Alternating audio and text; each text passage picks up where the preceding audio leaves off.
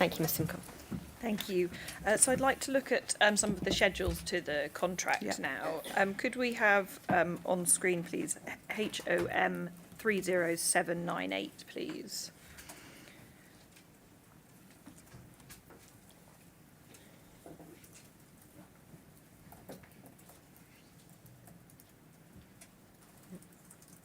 Thank you. So this is the front page of Schedule D, which is the operational specification. I want to just look at a couple of things that are covered by the operational specification in Schedule G. So welfare and facilities are dealt with from page 79 onwards. Could we look at page 79, please?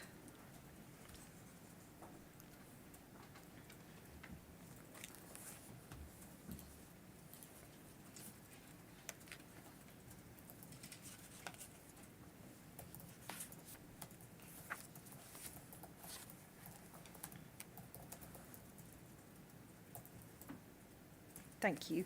So we can see that some of the things that are covered under the welfare of detainees relate to the provision of clothing by the contractor. Is that right?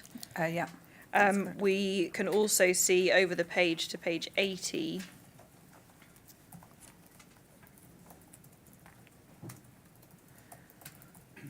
and moving down that matters of hygiene are also covered, including providing living conditions that are hygienic and at least equivalent to those in the community. How was that monitored? We wouldn't have routinely monitored that. In relation to activities, if we can look at page 84, please. Sorry, can I just go back to the hygienic point? Yes, sure. So there was an MOJ subject matter expert who was responsible for auditing maintenance and cleaning. So he would have provided a report on a monthly basis that would have told us whether the living conditions were hygienic. So whilst that wasn't something necessarily done by my team, apart from kind of like visual observation through daily walkarounds, it would have been something that would have been scrutinised by him, and a report would have been produced that would have been sent to myself and Paul Gasson within the team for consideration. But it would also have been shared with G4S, and it was something that we picked up as part of the monthly operational review meetings, whether there were any learning points from the audits provided. Yes, thank you. So in relation to activities then, page 84, is that the page we're on? And then it may need to scroll down, there we go. So the contractor shall encourage and provide a detainee with an opportunity to participate in, and then over the page, please. Activities which will be part of a regime designed to provide for their recreational and intellectual needs and the relief of boredom, and which reflect the age, gender, cultural and ethnic needs of a diverse population. And it goes on to provide the contractor shall ensure that a detainee will have access to activities under proper supervision that ensures safety and good order. And then over the page, please. There is a range of education, recreation and PE activities for detainees. How was that monitored? So as part of the monthly operational review meeting, there were aspects of the regime that were covered in the KPI. So there was a pack of information, a report produced by G4S, and they would have self-reported against that.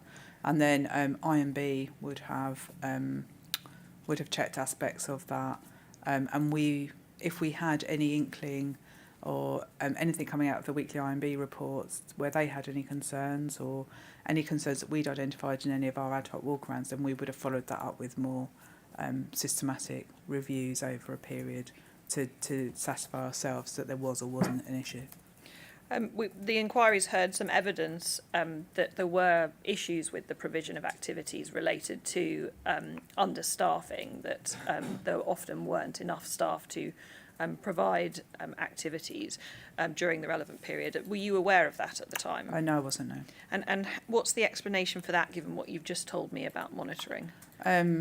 It either hadn't been identified by the Independent Monitoring Board or by our team. And certainly in my experience, walking around from an education perspective, I saw Sebastian, the educational lead, on a regular basis, carrying out. So through my own observation, I hadn't observed there being a problem. And it hadn't come out through the detainee consultative meetings either. So there were various different methods of ensuring and gathering information, and through those different methods, it hadn't been risen that there was a problem. Thank you, you can take that down now. Schedule C, you tell us in your statement, concerned maintenance management. That covered the physical maintenance of buildings and facilities, is that right? Yeah, and possibly cleaning as well. I can't remember whether that was in that schedule or in a separate schedule. If we look at Schedule G, this concerned performance evaluation, is that yes, right? Yes, that's correct. So the KPIs that we've talked about, the ones that were relevant to the welfare of detainees would have been contained within Schedule G, is that right? Yes, that's correct. So if we just show on screen then HOM 30921, please, at page 1. So here we find Schedule G, performance evaluation, and if we look at page 2, please. So the performance measures that were relevant to the welfare of detainees fell under little 2, failure to provide available services. Can we just scroll down slightly? Thank you. So there are listed 5 headings: failure to make available full detainee communication service, failure to make available full healthcare service, failure to make available full establishment cleaning services, availability of regime opportunity, and availability of maintenance. How were those matters monitored or checked in order to assess whether performance points should be applied? In the same way as I've already described, either on an ad hoc basis or through emerging issues identified in various different forums of reports, sort of linked to the 7-hour KPI target for contract monitoring. Other performance indicators relevant to welfare were at 3, little 3, untoward events, which we see at the bottom of the screen there. And over we see their self-harm resulting in injury, and over the page there were at I and J a failure to admit and failure to release, and that related to the processing time for both of those procedures in relation to detainees, did it, to ensure that delays were identified and rectified? Yeah, that's correct. There was a KPI related to staffing, also on this page at little o. What did the KPI require in terms of staffing? That a particular number of hours, DC operational hours, detainee custody officer hours, were delivered within a 24-hour period. Was there any requirement on you or your team to report on the overall welfare of detained persons outside of these processes? I know there wasn't, no. Why not? I can't speak for why that wasn't requested. But And do you have any understanding of why that wouldn't be included? no, I don't. Was there any requirement by anyone else in the Home Office team to report on the overall welfare of detained persons outside of these processes? Not within the Home Office team, but I would have expected the Independent Monitoring Board and HMIP, kind of other bodies to have reported on that. Penalties, as we see here, penalty points can be applied under Schedule G for failures in performance. Is that right? Those are the numbers we see in the right-hand column. That's correct. The more serious the failure, the higher the number of points. Would that broadly be correct? Yeah. And those points translated into a deduction the Home Office made to G4S's monthly fee for carrying out the contract. Is that right? So I think that was the process. It was either deducted or a separate invoice, refund note was issued. I can't remember which way they did it, but it was offset against the monthly fee. Yeah. Yes, so effectively they were paid less for the contract because they'd incurred penalty points. Yes, correct. And that provided a financial incentive to keep to the terms of the contract. Yes, yeah, it did. Sorry.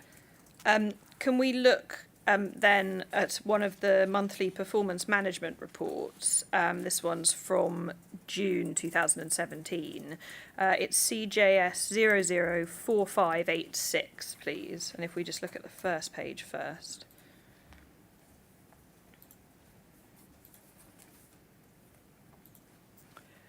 Does this look familiar as a document to you? Yes, it does. Yeah. So this is the monthly performance management report. We see that it's for the month ending June 17. And at page 2, please, we see there that the report lists various failures, and in the columns to the right-hand side, you see the penalty points applied. Is that right? Yeah. At page 3,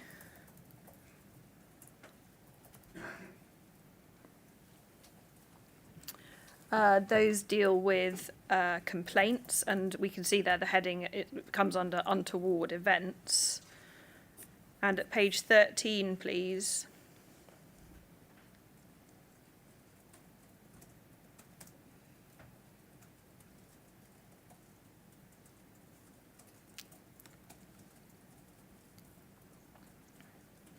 There at the bottom, do we see the total number of incidents, the total number of points incurred in that particular month, and then the total mitigated points submitted to the Home Office, so what G4S were submitting, is that right? Yeah. In the fourth column.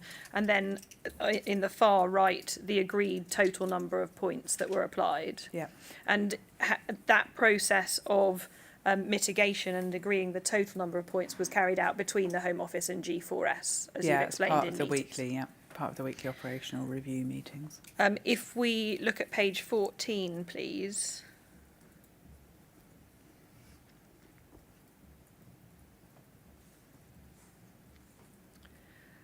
There we see the staffing levels, is that right? We see DCO hours in the box at the bottom, and the number of points incurred and the total at the bottom in red, is that right? Yeah.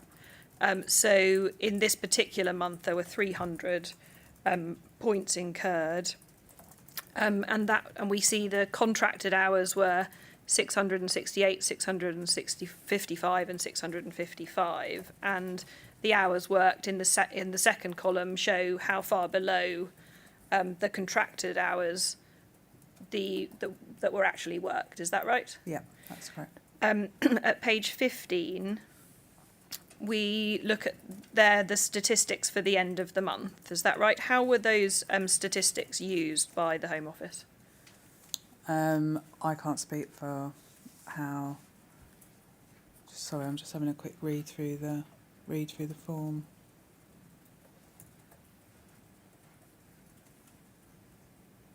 So I can't speak for whether this was done routinely, but there was some reviewing to make sure that we had the use of force reports for the number of use of forces. So light touch, kind of reconciliation. I see. And at page 16,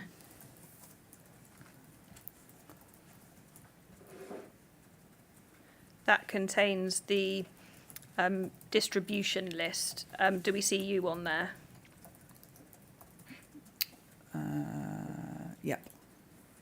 So you would have received this report along with all of those roles listed there at the bottom. Yeah, for that report I did. I don't know whether that was routinely. I do recall seeing some reports. Whether I got every single one of them, I don't know. It wasn't something that I paid particular attention to. And was this the main recording of the monitoring of the performance of the contract, these monthly reports? So this was the presentation of G4S, and then there was a document that went from commercial back to G4S confirming the contractual position. Just looking at, thank you, you can take that down. Just looking at staffing levels a bit further then, they're drawn from the performance measures of the contract in Schedule G as we looked at. Yep. During April to June 2017, you've already said that Tinsley House was closed and the staff there redeployed over to Brook House, is that right? Yeah, in the main, yeah. So were staffing levels at Brook House higher than they would otherwise have been? Yeah, you'd expect that to be the case if staff were deployed, yes. At paragraph 61 of your first witness statement, you refer to a staffing uplift, and you say that Brook House was operating below the staffing levels agreed as part of the staffing uplift for the additional 60 beds in January 2017. Can you just explain what the staffing uplift was? So as part of the additional beds, the refurbishment at Tinsley House and the works undertaken at Brook House, there were, I think it was a total of 17 additional staff agreed for both centres, and I think that was split with 13 for Brook House and the remainder for Tinsley House. And that was in relation to the 60 beds that had been added? 60 beds and the additional beds that were as part of the refit of Tinsley House. Looking then at May to August, you deal in your statement with what the staffing levels were, and we can see from that the staffing levels fell below 95% in May, June, July and August on several days, where staffing levels were between 73.54 and 82.54%. What's the significance of measuring staffing levels falling below 95%? Can I turn to that part? Yes, of course. Thanks. It's paragraph 61. That's in 1, is it? Tab 1, yes. Yeah.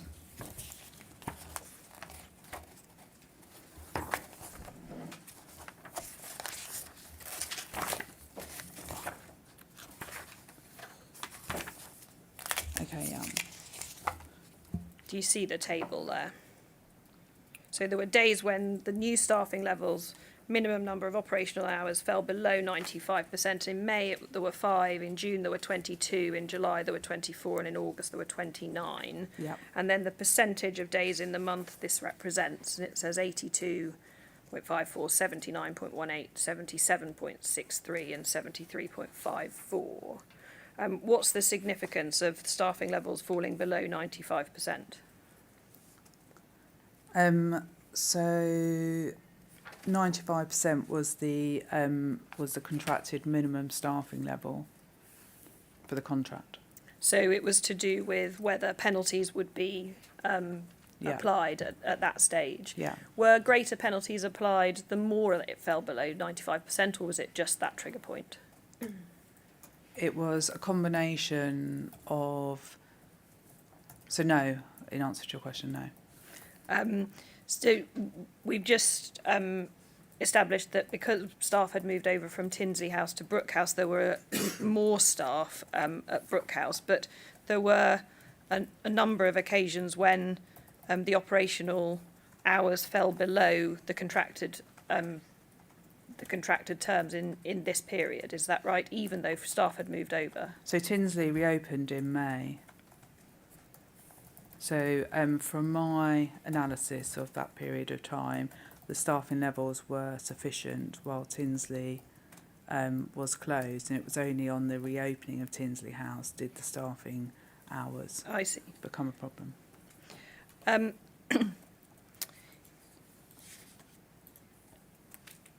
You deal in your statement with the measurement of performance in relation to the figures that were applied. Was during this time performance being measured against too low a figure, so that performance was easier to achieve? I don't think the intention was that the performance was easier to achieve. The contracted number of hours hadn't been changed within the contract to match the uplift. That didn't happen at the time that the notice of change was agreed between G4S and commercial. Yeah. So therefore, because the calculation hadn't been done, it was no one kind of had a definitive number to measure against. So contractually, until that was changed, the contractor, the supplier, was only required to deliver against what was in the contract. And that figure was lower than it should have been. Lower than it should have been. Whose responsibility was it for updating that? Why wasn't it done at the time it should have been? I mean, I think it was a combination of G4S and commercial. Both should have taken steps when they were working through that notice of change to make sure that was done in totality, to include the detailed staffing table and how that resulted in X number of hours within a 24-hour period, if that was still to be maintained as the measure. And how did that discrepancy come to light eventually? So, and it's from memory because I didn't really have detailed records. I recall Simon Levitt, the Deputy Immigration Manager, raising this with me, I would probably say around June, July time, which was possibly following the Tinsley House staff going back. I'm only making that correlation because of the timing that I think it happened and when the Tinsley House reopened. And I believe that was following a discussion between him and Michelle Brown. They routinely met to talk about the sort of analysis around clocked hours, etc., and the performance and management of that particular aspect of the contract. And then I raised that with commercial as being an outstanding issue that urgently needed to be resolved. We know that the penalty charged in relation to not meeting staffing levels from June to August 2017 was £2,250. Do you think that's an adequate disincentive for understaffing? Sorry, can you repeat the question? Sorry. So we know that the penalty charged in relation to not meeting staffing levels for a 3-month period between June and August 2017 was £2,250. Do you think that that's an adequate disincentive for understaffing? So can I clarify whether that related to the amount at the time? Because there was work undertaken once the contract change had been rectified to retrospectively apply the performance measures, and from memory it was far greater sum than that. I see. So you think that the sum eventually charged was greater and that did provide an adequate disincentive. In relation to staffing as between Tinsley House and Brook House, 3 members of the senior management team, Michelle Brown, Sarah Newland and Nathan Ward, had recorded a practice of staff being moved from Tinsley House to Brook House when there were short staffing issues because the penalty points were cheaper at Tinsley House. And their collective evidence suggests that that was a practice that was ongoing for a period of time. Were you aware of that practice happening in 2017?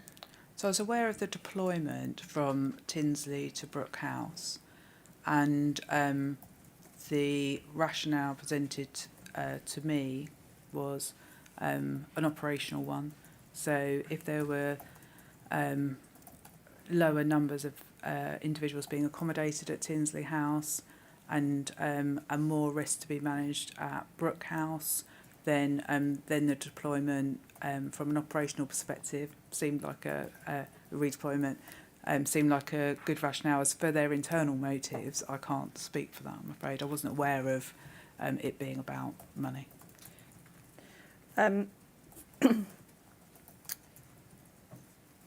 Sarah Newland and Nathan Ward also gave evidence that G4S received monthly fixed fees for salaries even on unfilled staff vacancies, and that G4S would not fill those roles to save the cost and would thus profit from not properly staffing.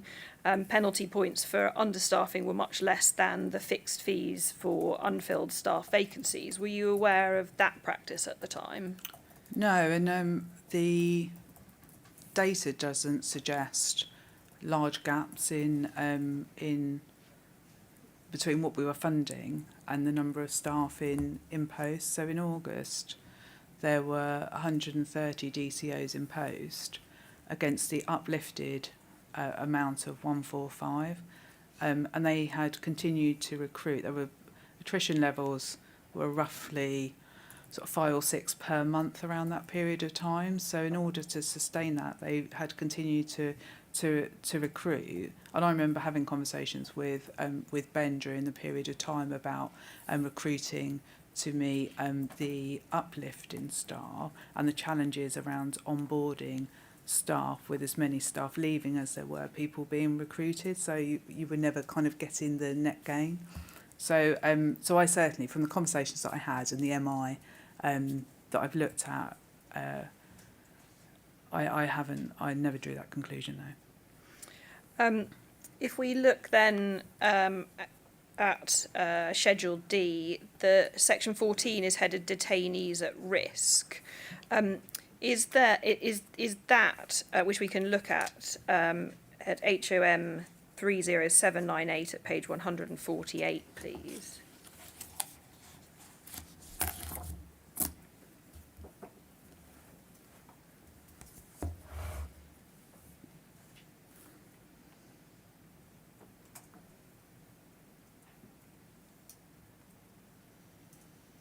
Just one page over. Oh, I think it's internal page 1. Maybe it's internal page 146.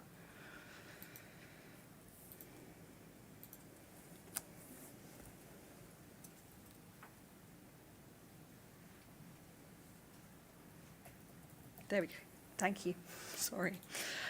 So this is headed detainees at risk. This is in the operational specification. Is this what there is in the contract about operational requirements to safeguard detainees at risk in detention? Yeah, I think this is the extent. I think there are a couple more pages to it. I think it Yes, goes on to talk about training and yeah. We know that there's one KPI in Schedule G in relation to self-harm. We looked at it before on the screen. An incident of self-harm is a KPI failure when it results in injury and involves a failure by G4S to follow procedures for the safety of detainees. Is that right? Yeah. Who decided when it involved a failure by G4S to follow procedures for the safety of detainees? In the main, that would have been G4S, albeit issues may have come to light. So there was a Safer Community meeting that took place on a monthly basis that reviewed the list of self-harm incidents and looked at some trend activity attended by Healthcare, Samaritans, Forward Trust, or the equivalent at the time, Supplier and Home Office. But in the main, it would have been G4S unless anything emerged as a result of those inquiries. Yeah. Under untoward events, there are no other KPIs other than the self-harm one that concern at-risk detainees, and there's nothing in the KPIs or Schedule G that addresses Rules 34 and 35. Is that right? No, they wouldn't be within this contract because Rules 34 are about healthcare appointments, and healthcare isn't covered. It's provided as a separately contracted out service through NHS England. Is that your understanding of the reason why Rules 34 and 35 aren't in this contract? I wouldn't expect to see them in this contract. Yeah. There's nothing about the use or misuse. Sorry, can I just correct? Yes, that doesn't relate to 35. That was particular to Rule 34. There's nothing in the contract about the use or misuse of rules 40 or 42, is there? Not that I can recall. Or the use or misuse of use of force? Not that I can recall, no. And there's nothing about the adults at risk policy? It didn't exist when this contract was written. Agreed, but certainly there was no amendment to the contract No. when it came in. No. Was it the expectation that G4S and Home Office staff on the ground would ensure that the adults at risk policy was implemented effectively? Yeah. How was that expectation communicated? So the adults at risk policy was introduced, sorry, from memory, I think it was September 16, around then. And I think there were various questions asked of the service delivery managers about how processes were working. I can't remember there being a kind of direct instruction in relation to that. So how was the implementation of that policy overseen on the ground? So from my perspective, I carried out a review during March and documented my my findings of the review and sent that to Claire Chexfield, who's the director at the time. We'll come to that in a bit more detail in a moment. Mr. Gasson gave evidence that there was no requirement for G4S to report to the Home Office more broadly about the overall welfare of detainees and overall quality of life, and you've accepted that you didn't think there was any obligation on you to do so. Is that right? Yeah, I was never asked to. I think you asked me what. Mr. Gaston said in evidence that the structure of the contract prioritised security over welfare. Would you agree with that? I think there's a balance between the two in the contract. How did you and your team monitor contractor compliance with DSOs, such as the DSO on Rule 35? As I've described, our general approach to compliance activity at the time, limited by resource, was ad hoc. Sorry, just to add to that, the assurance team that I mentioned earlier on did do thematic reviews around particular DSOs. So they reviewed room sharing risk assessment. They've carried out a review on Rule 40, 42 implementation. So they had a programme for the year on the different thematic areas that they were going to look at. I see.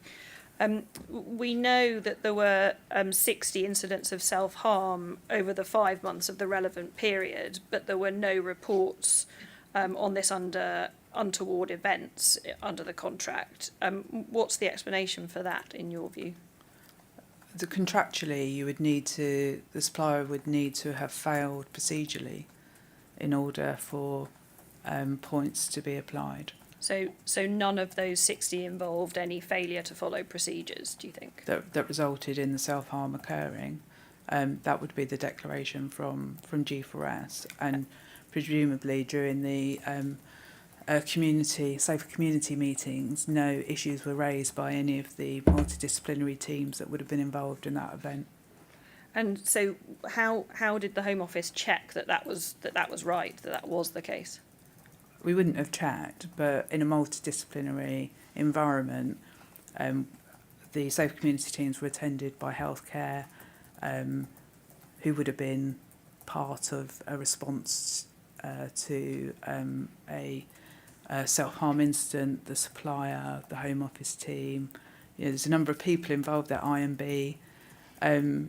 If there had been an issue, you would have expected a procedural issue. You would have expected someone to have raised that. It's also worth saying that for a lot of the self-harm incidents, that's the first occurrence of any suicidal or self-harm attempts. So if you look at the data set, the majority of ACDT booklets were opened as a result of that initial self-harm. Mr. Gasson accepted that there was a reliance on G4S self-reporting a failure to follow procedures. Would you agree with that?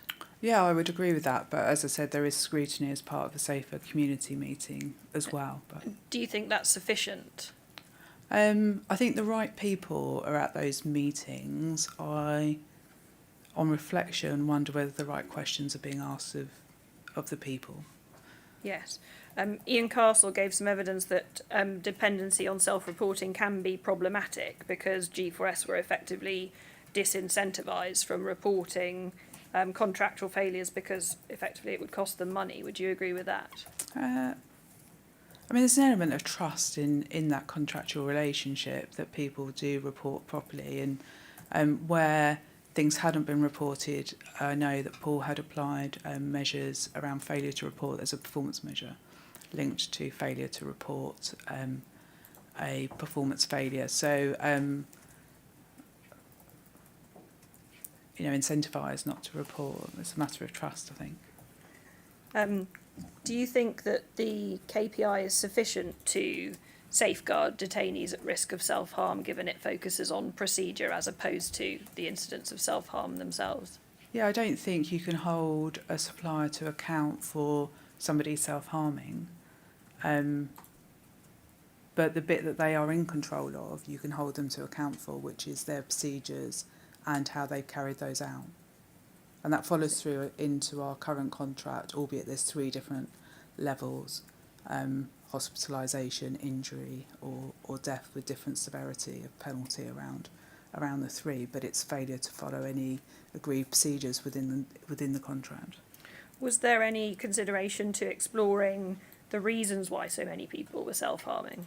As part of the Safer Community meeting, there was quite a lot of trend analysis. But as I said, on reflection, I think the right people were at those meetings that took place each month. But potentially reviewing the questions that forum seeks to answer is what needs to be changed. Yes, because a large number of people self-harming may be indicative of people being in detention at risk when they shouldn't be. Would you agree with that? Not necessarily when they shouldn't be.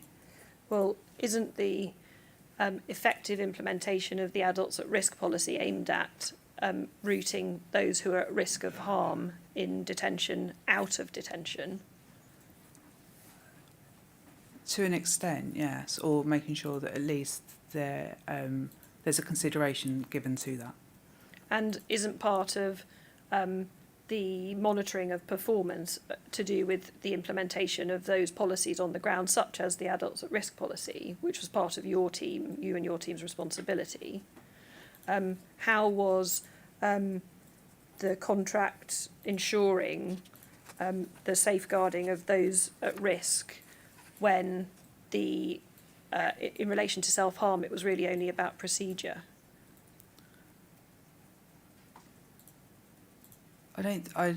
That suggests there wasn't any care or consideration to the individuals, and I don't think that was the case for the people who were working on the ground.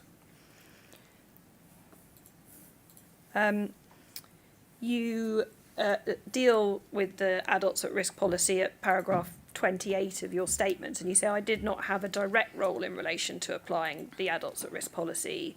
Responsibility for applying aspects of the policy sat with my team. I was responsible for ensuring that these were met. So what aspects of the adults at risk policy were you responsible for in your view? So there was a register of adults at risk, and making sure the right people received that register. There was a distribution, I can't recall who it had to be sent to, but there was a register that had to be sent to a group of people, and making sure that the Part C risk assessment or risk notification document was shared with the case owner. And the adults at risk policy was closely linked to the safeguards under Rule 35. Do you agree with that? Retrospectively, I've reflected on that, and yeah, I can see that it does. Yeah. You didn't appreciate that at the time? No, I didn't. No. Because Rule 35 is the statutory mechanism for the Home Office caseworkers to be informed and for detention to be reviewed when someone's been identified as an adult at risk. Do you understand that now? Yes. But you didn't at the time. I wouldn't say that I didn't at the time, but I hadn't, I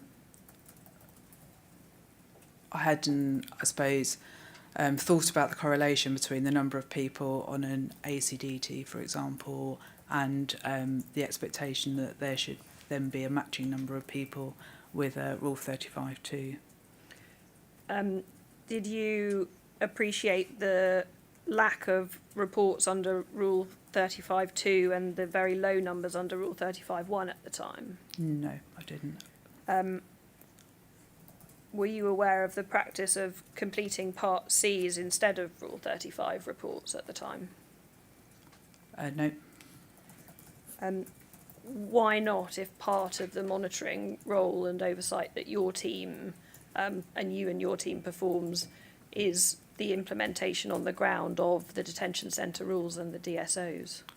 I just don't think it had ever been looked at. I'd certainly not looked at it in that way. We processed the things that we received, and in hindsight, taking a step back and looking across the board at how these three procedures interlinked would have been of value, and potentially the procedures signposting the other procedures, to make sure that link wasn't left down to somebody drawing the connection. Did you receive, as service delivery manager at the time, did you receive those types of statistics about Rule 35 reports, Rule 40? I don't recall receiving anything about Rule 35 reports. The Adults at Risk Register I received, yeah.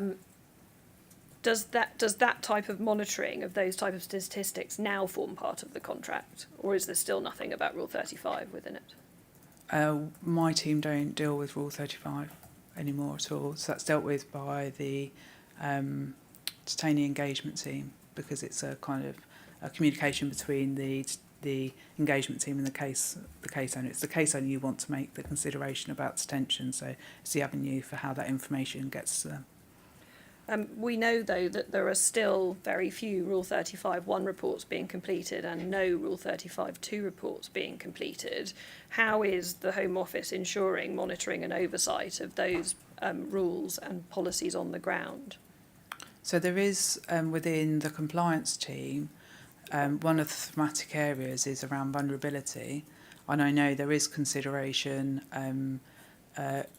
given to adults at risk, food and fluid refusal, etc., but potentially one of the learning points from this is that we need to go away and reflect on how we do that better.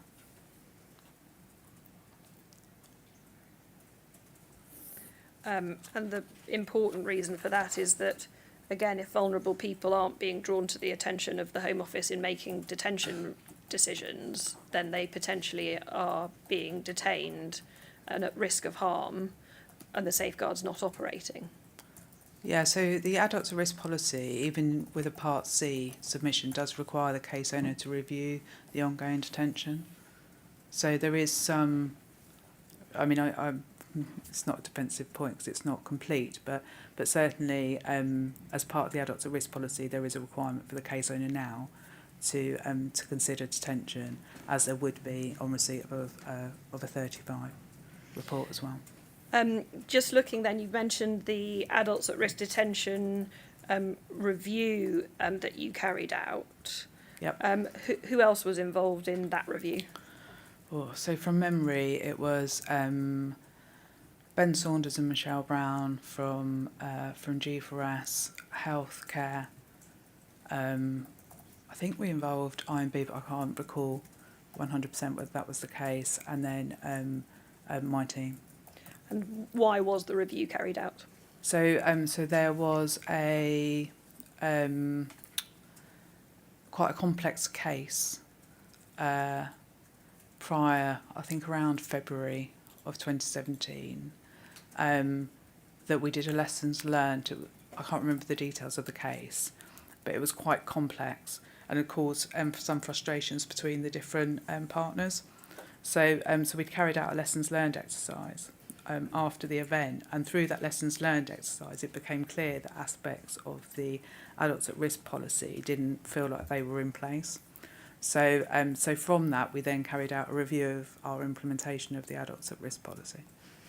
And what came out of the review? Were there any concerns raised? Yeah, there were a few.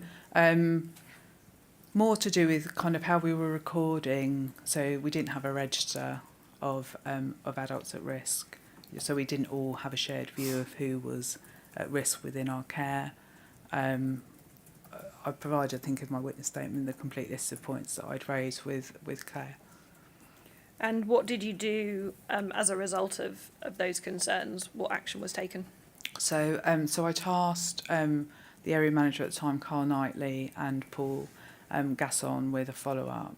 And then I met with Ben, myself, beginning of May, 3rd or 4th of May, to have a follow-up meeting with him and health. I can't remember if Michelle Brown was there. I'd have to go back and look at my meeting appointment. And then I attended the first few adults at risk meetings.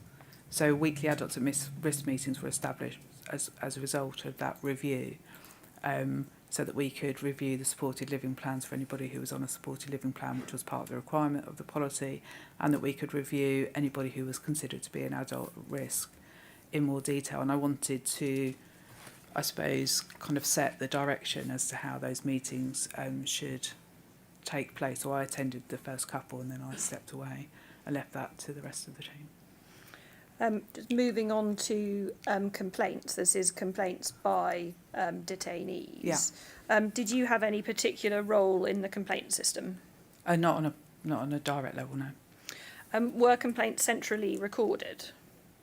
Yes, they were, yeah, by G4S, yeah. And by the Home Office. Sorry, there is a separate team that records complaints with the Home Office. And is that in a complaints register? Yes.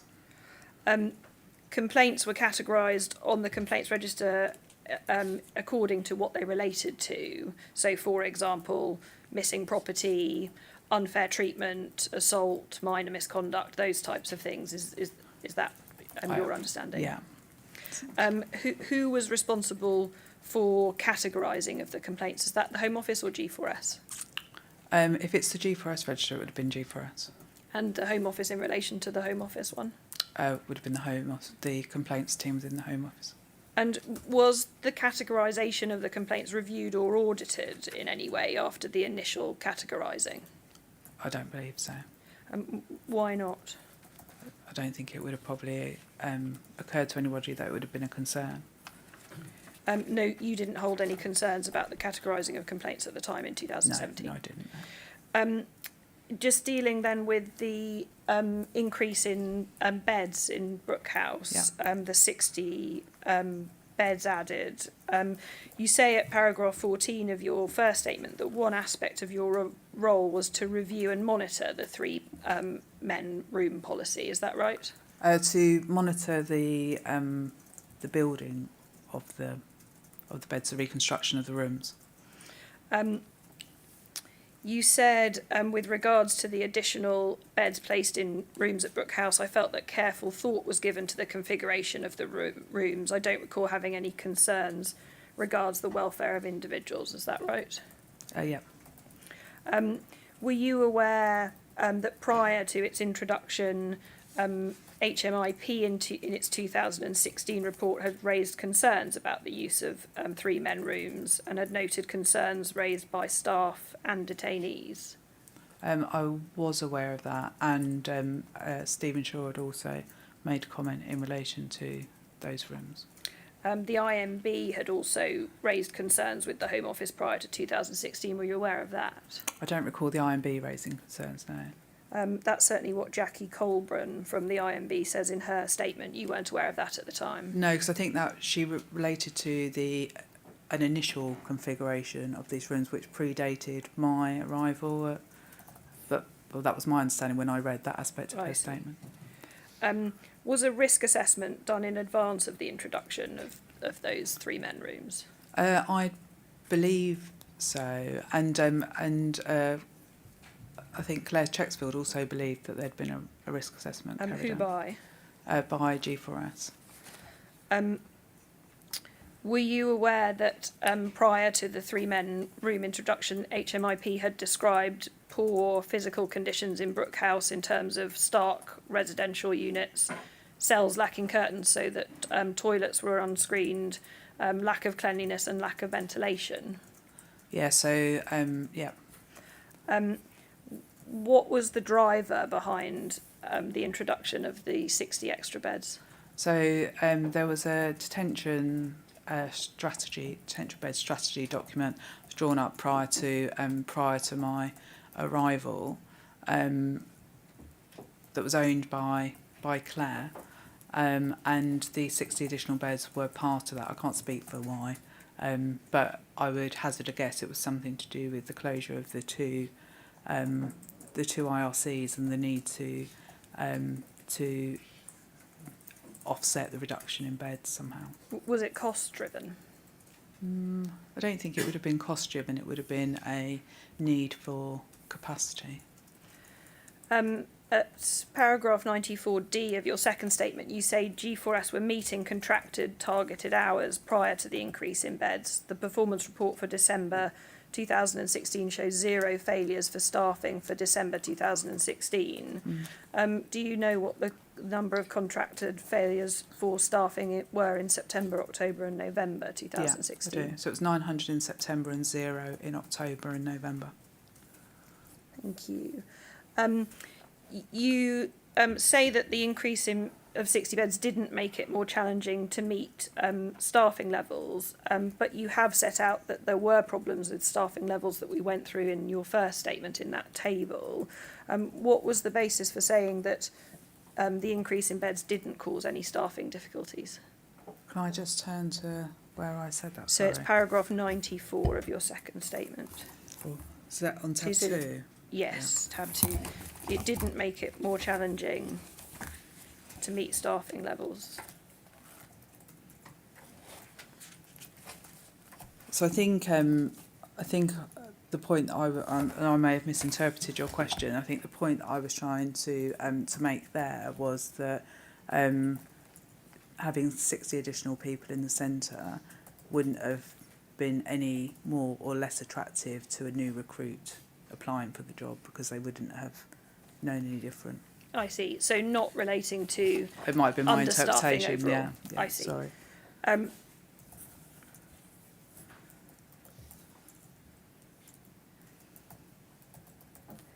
Did the increase in beds of 60 additional beds mean that there were understaffing problems in Brook House following their introduction? I think given my comment about attrition and recruitment and challenges in making a net gain in staff, I think yes. I think there were opportunities maybe to manage that issue in a more controlled way, as G4S actually demonstrated after Panorama, where they had a shortfall in staff. They operated a contracted hours scheme which asked everyone to commit to doing a small amount of overtime on a weekly basis for a package of financial package as a result of that, which meant that you weren't getting individuals burnt out and you were kind of managing in a controlled way what your need for additional hours were. In relation to the Panorama programme, did you watch the Panorama programme? Yes, I did. You've said in your statement that you didn't think that use of force was being used excessively in Brook House. Given what we see on the Panorama programme, do you agree that force was occasionally being used excessively in Brook House? I'd taken excessive as being about numbers, not about the manner in which force was used. Yeah. Thank you. You say you didn't have any specific concerns at the time in relation to the abuse of detained persons at Brook House. How do you think it is that you were unaware of the type of behaviour seen in the programme by staff towards detainees? I think we were all unaware, all partners on site, and I think that was because of the covert nature. I don't think people were behaving staff were behaving like that openly in front of people that cared. Including you and your team? Yeah, including me and my team, and IMB and the supplier. And in October 2020, the IMB issued a notice under Rule 61 of the detention centre rules, stating that the use of charter flights to effect enforced removals indicates a series of issues collectively and cumulatively having an unnecessary, severe and continuing impact on detained persons, particularly those facing removal on charter flights, as well as across the detained person population as a whole, and that they believe that the cumulative effect of those concerns amounted to inhumane treatment. Were you aware of that notice issued in October 2020? yeah, I do have recollection of that. The seriousness of the situation, they said, was evidenced by the statistics of self-harm and suicide, so striking that the board and the IMB charter flight monitoring team jointly wrote to the Home Office Minister for Immigration Compliance and the courts on the 2nd of October. And the board expressed the view that circumstances in the centre amounted to inhumane treatment of the whole detained person population. Were you aware of that? I have some recollection of it, and I've obviously read the points in the evidence proposal. Do you have any comment on how that situation came about, given the responsibility of the Home Office to monitor contractual compliance with the detention centre rules, DSOs and Home Office policies? So I note that the IMB stated that it wasn't a criticism of any staff on site. So my read of that note was a critique on Home Office policy to continue to pursue the charter flights out of Brook House. Thank you. Yes, Chair, those are all my questions for this witness. Do you have any questions? Thank you. I don't actually have any questions for you, Ms. Smith. Thank you very much for coming today. I know it's been a long session. I'm grateful for your time and your evidence. Thank you very much. I suggest we take our afternoon break until 3:15, and then I believe we're going to hear some evidence read in this afternoon. Okay. Thank you very Thank much. you. Thank you. All right.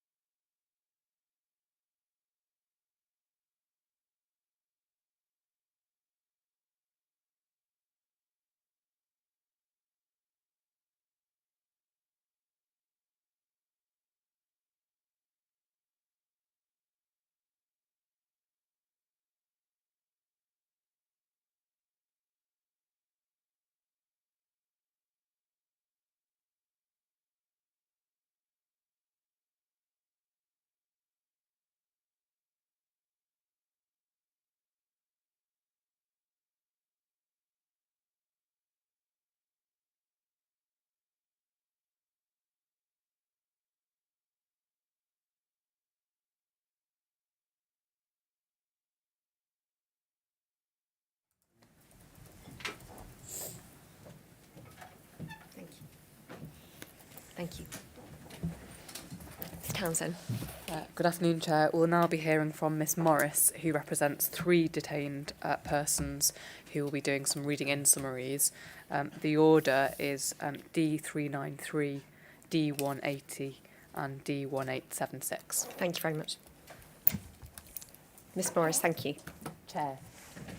D393's witness statement to the inquiry dated 25th February 2022 is at DPG 00023, and his second witness statement dated 9th March 2022 is at DPG 000041. D393 is a national of Sierra Leone. He was detained at Brook House on 2 occasions. D393 was first detained at Brook House in 2015 before being moved to the Verne. D393 was then detained at Brook House for a second time between around 16th and 24th August 2017, although he is unsure of the exact dates, after which he was forcibly removed to Sierra Leone. He says, "I was born a premature baby, which has caused me health problems throughout my life. I've always needed more health care than others. I suffer from physical and mental health issues, as well as learning disability. I was diagnosed with ADHD as a child, and I also suffer from depressive disorders with psychotic features, anxiety, and auditory hallucinations.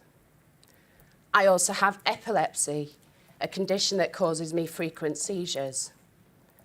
These were all ongoing conditions during my detention at Brook House, both in 2015 and 2017. I remember I had one epileptic seizure while at Brook House.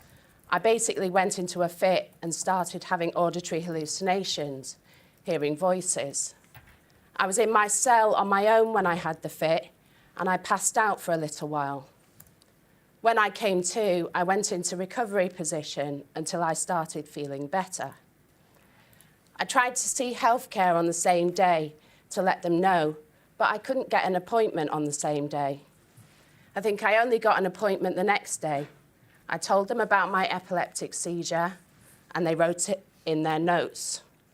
I believe it wasn't until a few weeks later when I was taken to a hospital where I saw a doctor. D393 believes he stayed on all of the wings at one point or another during the 2 periods of detention at Brook House, but remembers mostly being held on E-wing, although he is not sure whether that was in 2015 or 2017 or both. Records indicate that D393 was held on B-wing in 2017. D393 remembers sharing cells with others and also being placed on his own. He found it claustrophobic due to the small size of the cells. D393 describes a lack of privacy in relation to the toilets and the fact that the windows in the cell did not open. He describes it as degrading and states that there was no freedom or dignity at all in Brook House. D393 notes that although a record dated 18th August 2017 found at CJS 001303 states that he was on a supported living plan due to his epilepsy, he does not recall what the plan did for him. He says that it may have been made due to his learning disability, but he doesn't recall being given any support for epilepsy or his learning disability at Brook House. D393 describes that having ADHD made him restless and unable to sustain attention and concentration on tasks. He also states that his impulsive behaviour can often be misunderstood as rudeness, which makes him very easily agitated. D393 states that he did not receive appropriate support, advice, or medication for ADHD while at Brook House. He also states that he does not think the staff at Brook House had awareness of ADHD and the difficulties it causes. D393 describes healthcare at Brook House as inadequate. He states he did not receive treatment from the mental health team and they did not try to understand his issues and help him. D393 describes only being given tablets, and even those were not always given. Despite having had in possession medication at the Verne, D393 was denied this at Brook House. He states that this was demeaning and meant that on occasion he was denied his medication. For example, on one occasion, he was late to collect his medication due to being on the phone to his solicitor, and healthcare refused to provide it to him. He also recalls an occasion when he was given the wrong medication, which made him feel dizzy and sick. He was given no apology and was simply switched back to the correct medication. He says, "During nighttime lockdowns, when I felt unwell, I would knock on my door and ask for a doctor, but I would usually be met by aggression from officers who either told me to stop banging on the door and get back to whatever I was doing, or that they were understaffed and there wasn't anyone on site to help me. There was a bell in my cell which was supposedly there to alert the officers if we needed anything during lockdown. However, in my case, they always ignored my calls, which meant that I had to resort to knocking the door to get their attention. On some occasions, after I had knocked on the door for a while, the officers would eventually come, but they were very annoyed that I had been insisting on getting their attention. On other occasions, they would just ignore me and never come, so I'd have to wait until the end of lock-in to get medical help. The lock-ins were 10 to 11 hours long, and this was particularly difficult for me due to my ADHD. Having ADHD means that I generally experience restlessness. I'm unable to relax. I feel very fidgety, and I become irritable very easily. All these feelings became worse during lockdowns. I remember I had very intense, intrusive thoughts and was hearing voices during lockdowns. D393 describes a decline in his mental health during his detention at Brook House in 2017. He talks about an occasion when, alone in his cell, he self-harmed by cutting his arm with a razor blade. At a later stage, officers saw the blood on his bed sheets but made no inquiries about it and did not ask if he needed healthcare. At some point, while D393 was in immigration detention, he was placed on ACDT, he thinks because of his epilepsy, which meant he was checked on every 10 to 15 minutes or so.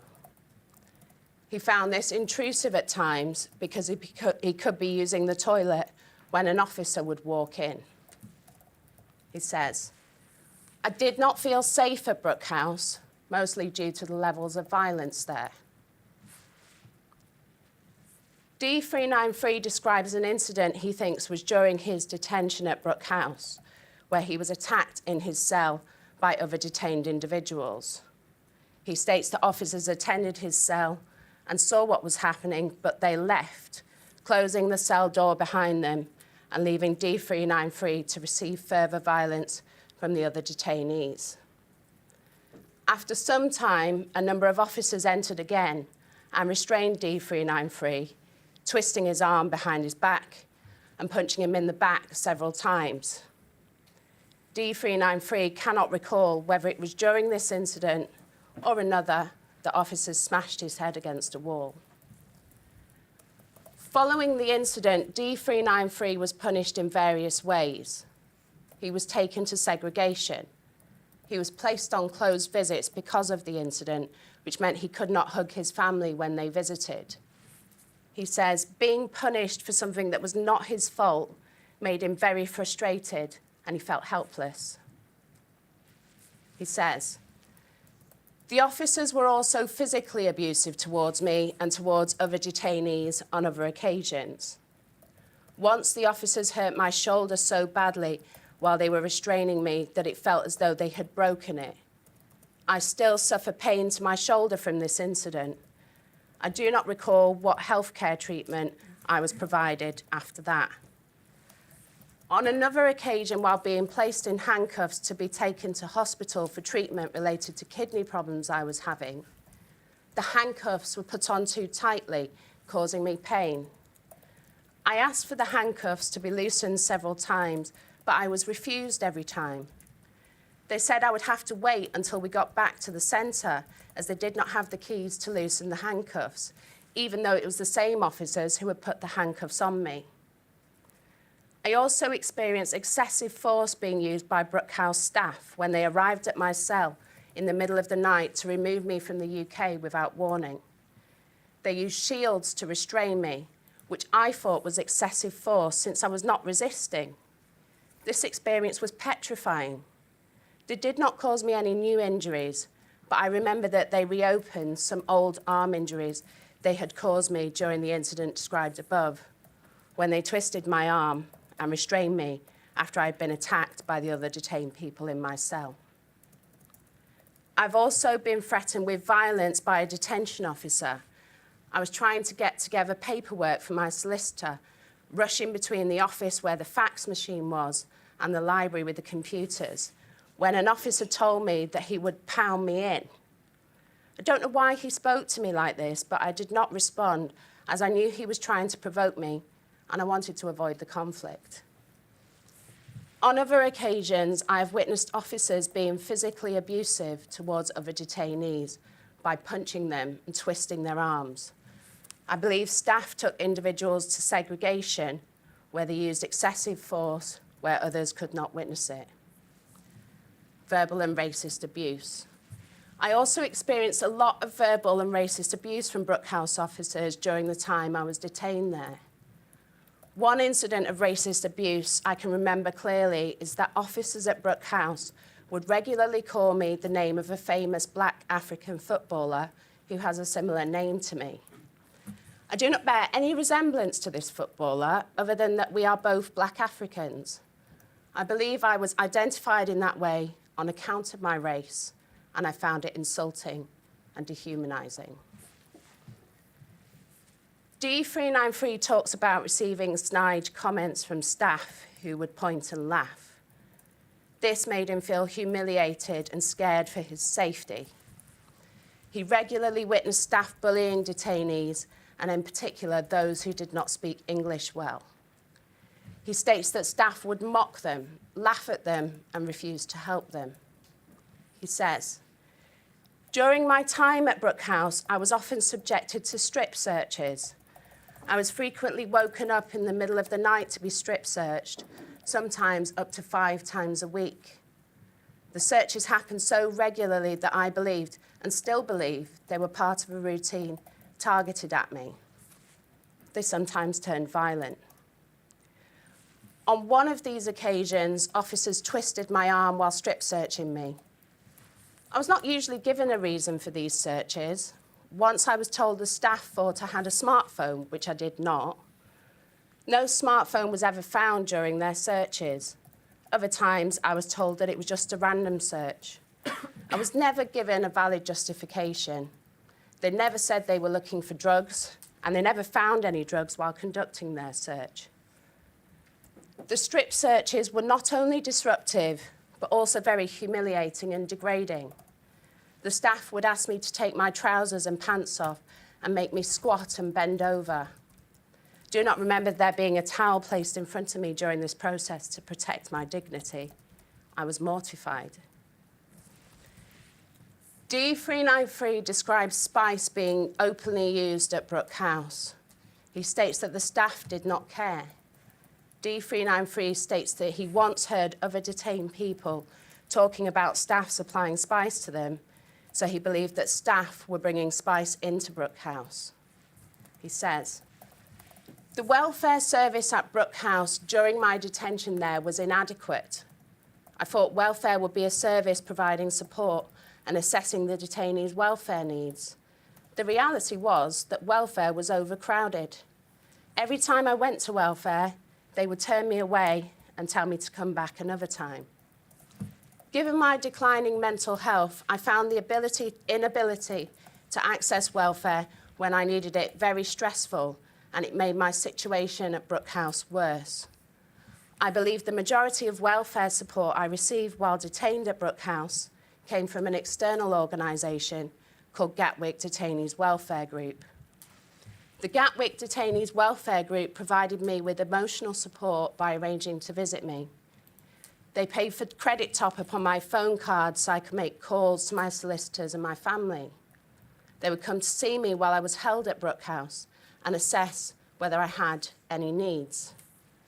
If I had needs they could not help with, they would refer me on to someone else who could. I found their support very useful, especially given I was not receiving any other welfare support. D393 describes problems with access to the internet and difficulties in accessing a working computer. He also describes problems with the mobile phone signal, leading to him feeling isolated. D393 also discusses problems with getting documents to his solicitors and the stress this caused.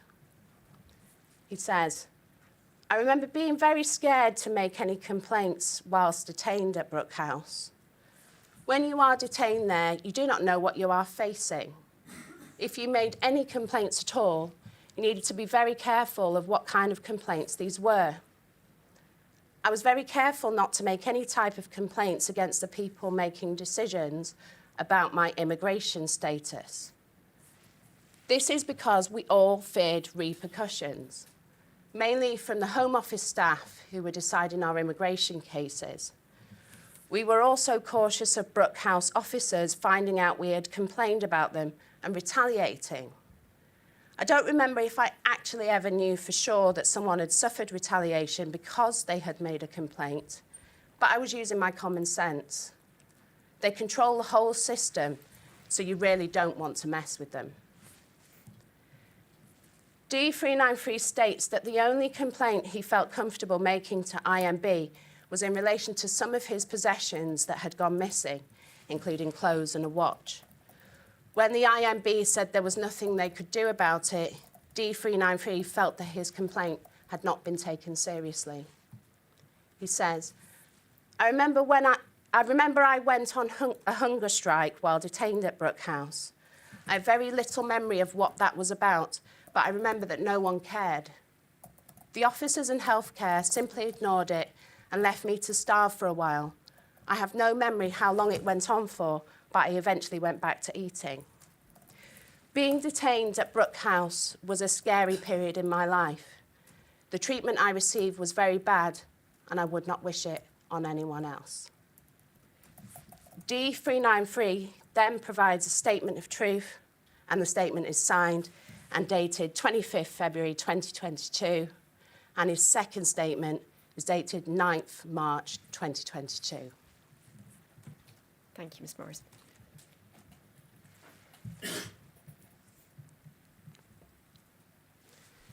D180.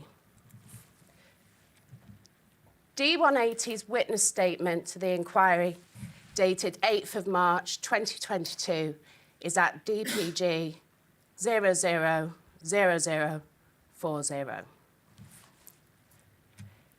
D180 states that he is Jamaican and he is with the Church of England. He is now 62 years old. He was detained at Brook House between 8th of May 2015 and 16th of May 2017 when he was returned to Jamaica as a voluntary return. For more than half of D180's time at Brook House, he was disabled by poor vision. When he arrived at Brook House, he was suffering from cataracts in both eyes, which made him almost blind. He had been under the care of Moorfields Eye Hospital and had been due to have cataract surgery, but was detained. In September 2015, Whilst detained, he underwent an operation for cataracts. He had a second operation 11 months later in August 2016. D180 states that before the first operation, his near blindness made things very difficult at Brook House, and between the two operations, he could only see out of one eye. During his detention, he was also suffering from intense pain to his hip and leg due to sciatica and shoulder pain. The pain worsened in detention and made the experience of detention even more difficult. D180 describes his arrival at Brook House. He waited a long time to be allocated to a wing and to a cell where he could rest. He explains that he told detention staff that he was virtually blind and he was wearing dark glasses, so it would have been obvious to anyone that he was having problems getting around. His medical records, HOM 028-147_0003, show he was seen by a healthcare assistant at 23:05 on the day of his arrival, who noted that he was partially sighted, stated that he would stumble and fall in unfamiliar places, that a supported living plan was to be completed, and a disability form was read aloud to him as he could not see to read.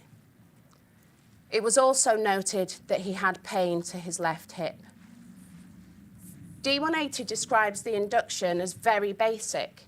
He was shown where things were, but as he was almost blind, it was not sufficient to orientate him. D180 had to learn to navigate himself around Brook House by counting steps and using his very limited eyesight. He says, "It was very difficult and often frightening for me at Brook House being almost blind. I didn't know anyone there and I couldn't see other detainees properly. I didn't know my way around and couldn't see how to get around. The place was extremely noisy with loud banging of doors and shouting. I felt scared, intimidated, and very vulnerable. In the beginning at Brook House, I was really struggling by myself to survive. At first, I had a cell upstairs. Then I was given a cell on the ground floor because of my sight, but the canteen was upstairs on the second floor. The showers were upstairs too. I had to hold on to the railings in the corridor to make sure that I did not trip up or fall over. Where there were stairs, I would hold the railings and make sure that I stepped very carefully. When I wanted to sit down or use the toilet, I had to feel my way with my hands to find where to sit down. To get to the canteen or the shower, I had to find another detainee to accompany me up the stairs. Trying to get around Brook House without eyesight was really challenging. One time I walked into the wall, and another time I hit my knee on a wall, and it felt very sore for a few days. I went to the medical centre to ask for painkillers, but my request was rejected. I'm not sure why they rejected my request. I had to keep going back until eventually I got painkillers. D180 describes difficulties at meal times, carrying hot food and navigating to a table. No adjustments were made for his disability. He says, "Washing and having a shower were also hard because of my very poor eyesight. I had to go up a flight of stairs to get to the shower. I had to make sure that I held on properly to the railings. One time I had a fall, but fortunately I was not injured. The shower room had a little door, but it was not very private, as you could be seen over the top of the door. I would have to hold on to the wall to find my way into the shower, and once inside the shower, I would lean on the wall for support. This felt dangerous because the floor was wet. There was no changing room, so you would take your towel in with you and change in the room. Normally, there was a queue for the shower." D180 states that he wore dark glasses because the light hurt his eyes. Other detained people called him Stevie Wonder. He didn't like to stand out. He could not use computers or the library without the assistance of another detained person until after his first cataracts operation. He had to ask other detained people to read and write his correspondence.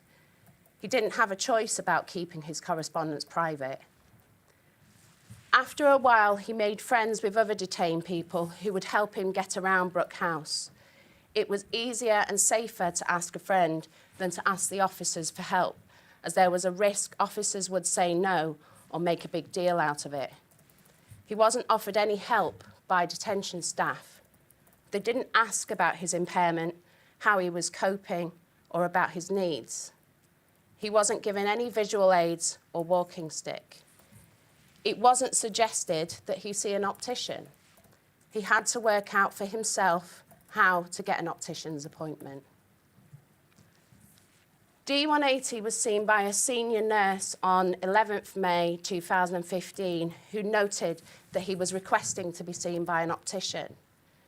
On the 18th of May 2015, 10 days after he arrived at Brook House, he was seen by Dr. Hussein Uzirali, who noted that D180 complained of bilateral cataracts diagnosed at Moorfields, and that cataract operation would be subject to residency, DPG 000037.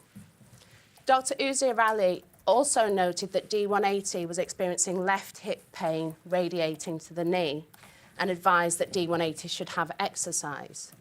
However, D180 explains that he could not exercise his hip because he could not see well enough to use the gym or the small crowded courtyards. He states that he does not remember Dr. Uzirali asking him much, if anything, about his vision or how he was coping at Brook House. D180 was seen by an optometrist about a month after arriving at Brook House, who reported to healthcare that D180 had bilateral mature cataracts and was severely sight impaired, DPG 000037. A healthcare assistant noted in D180's records, Optician stated he is blind. On 19th June 2015, D180's solicitors wrote to Brook House explaining that he was falling and stumbling because of his eyesight. D180 describes becoming depressed and frustrated, and he was referred for a mental health assessment. A psychiatrist assessed him and referred him for group therapy. He describes continuing to feel extremely low, went back to healthcare and was prescribed antidepressants. He went to a drop-in session with GDWG, and their caseworker noted on the 24th of June 2015 that D180 was not really receiving enough support in Brook House, has to count steps to get to the shower to work out where everything is, keeps walking into things and was feeling down and intimidated, DPG 000024. GDWG records showed they rang the Brook House Welfare Office and were told D180 was on a supported living plan and was being monitored and had been moved from the first to the ground floor. A welfare officer was to speak to the diversity department and healthcare about a walking stick. However, D180 explains that he was never given a walking stick or any other disability aid. Healthcare declined to provide a walking stick because he had been referred to hospital. The only adjustments Brook House made for his disability was to move him to a ground floor room, but that was of limited help as he still had to climb stairs to get to the servery and the showers. Officers came to check on him once in the morning once at night to ask if he needed anything. He found this a bit of a token tick box exercise, and between these two checks, he had to rely on other detained people to help him get around the centre and to undertake daily tasks. In August 2015, D180's eyesight was deteriorating further. He felt increasingly stressed and scared. It was not until 21st September 2015, 4 months after arriving at Brook House, that D180 had his first operation. He was handcuffed on the way to the hospital and even handcuffed to the operating table and an officer during the operation. The operation on D180's other eye was supposed to be 2 or 3 weeks later, but it was 11 months before it took place. Lack of communication between healthcare at Brook House and the hospital led to delays and postponements, causing D180 to feel extremely stressed and scared. In May 2016, D180 could not attend an eye appointment due to a chickenpox quarantine at Brook House. As a result, he was removed from the hospital waiting list. D180 regularly went to healthcare to chase up his treatment, but got nowhere. He describes finding it difficult to get healthcare to take him seriously. It was only after D180's GDWG volunteer visitor contacted the hospital directly that D180 was referred back to the hospital. The volunteer visitor also made a complaint on D180's behalf. He was placed back on the hospital list on 7th of July 2016 and had his surgery on 10th of August 2016, 15 months after arriving at Brook House. D180 was again handcuffed to an officer and the operating table. D180 explains that he didn't ask for a Rule 35 report because although he had heard of Rule 35 reports being prepared for other detained people, he thought it was just for victims of torture or people who self-harmed. Although he became depressed at Brook House, he never tried to harm himself. He says, "The detention and healthcare staff knew as soon as I arrived at Brook House that I had problems with my eyesight, and they could see the difficulties I had in coping with detention. They should have told the Home Office, but I don't think they did. No detention officer, member of healthcare staff, or Home Office caseworker suggested I could ask for a Rule 35 report. The optician told healthcare that I was blind in both eyes and it is in my medical records, but the doctors did not do a Rule 35 report. My blindness and the pain to my hip, leg and shoulder made detention very hard for me, and I became depressed. I went often to healthcare about these health problems, but as far as I know, a Rule 35 report was never done." D180 describes that he was detained on A Wing and B Wing whilst at Brook House. He was never detained on E Wing, and he had heard stories that people sent to E Wing were restrained badly and handcuffed. He always had to share a cell, which was disorientating and uncomfortable because he was locked in for long periods of time with someone he could not see and often could not communicate with due to a language barrier. Just as he was beginning to adjust to a new cellmate, they would be moved. D180 describes the stress people in detention were under due to the potential for removal from the UK and the dangers they would be facing if they were returned. D180 discusses the conditions at Brook House, including limited bedding, cold temperatures, and lack of privacy in relation to the toilet. He describes feeling isolated and scared during periods being locked in his cell. D180 also describes activities being limited and staff shortages limiting access to computers, the gym, and the library. He mentions support he had from GDWG and that one of their visitors came to see him most weeks. He found it difficult to make bail applications because of his blindness. He tried to get help from the welfare officers, but there was always a queue, and as it took him longer than others to reach the welfare office, he was often at the back of the queue. He says, "There was a big problem with the staff in Brook House and the way they treated people in detention. I witnessed them mistreating detainees, being aggressive, hostile, or racist towards individuals. I found this really distressing because everyone in detention is really vulnerable. I would not say that all of the officers were racist, but some of them were. It wasn't only racism towards black people, as some of the officers also had serious prejudices towards other detainees. There were people of so many different nationalities in Brook House. There was a lot of discrimination towards people who were from Iraq, Iran, and other places. The kind of abuse officers would give to individuals included slurs like, 'fuck off back to your own country.' 'Why do you come to this country? And why don't you go back to your own country? You're wasting taxpayers' money.' D180 recognised Darren Tomsit from the Panorama documentary as an officer who was particularly racist and abusive towards people.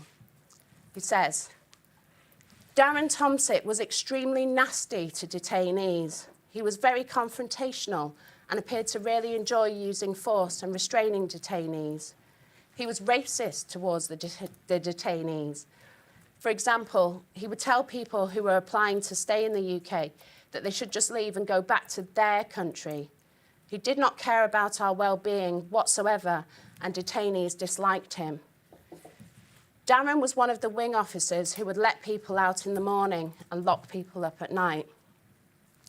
He also worked in the wing office where detainees could go to request toiletries like soap or a toothbrush, toothpaste, or apply for clothing. You could buy these things at the shop, but the detention centre also provided them for free. You would have to go to the wing office to ask for them.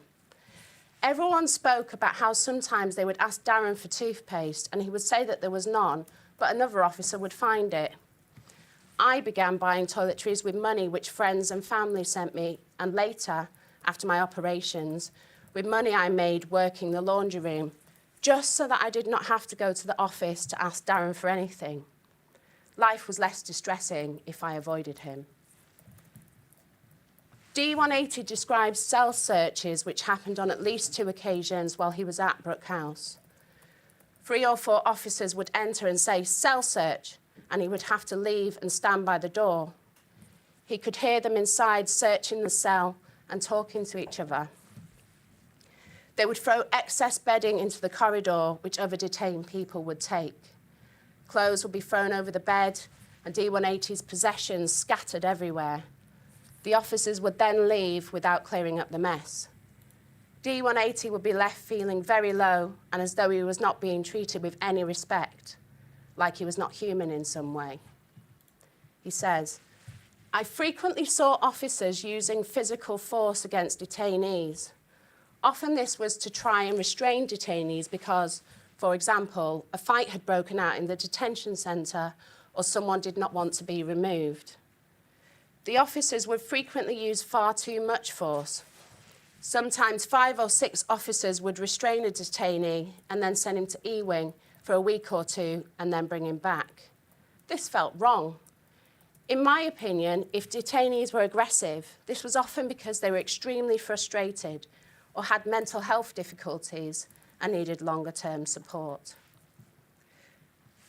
D180 describes a conversation with another Jamaican man, he thinks in 2016, after a failed attempt at deporting the man. The man described force being used against him and restraint. D180 saw the man's wrists were cut up and swollen. He was shocked. D180 also heard about officers punching a detained person, which he thinks happened on E-Wing. D180 explains he did everything he could to stay out of trouble and keep his head down, so he was never himself placed on Rule 40. He was also never placed on ACDT. D180 describes officers being aware that detained people were smoking spice, but that they did not care. He describes that spice, as well as the stress of detention, caused fights between detained people. D180 states that those using spice would frequently collapse in Brook House, and the officers in healthcare would usually try to deal with it themselves. D180's impression is that staff were trying to avoid people from outside of Brook House realising the severity of the problem. D180 had heard that a black male and a white female member of staff were involved in supplying spice, and that the female member of staff underwent disciplinary procedures in relation to it. He heard a lot of people say that officers were being paid for bringing spice into Brook House. D180 describes a protest carried out by another Jamaican man who went onto the netting in the stairwell. The same man was forcibly deported. D180 later saw on the news that the man had been shot and killed in Jamaica.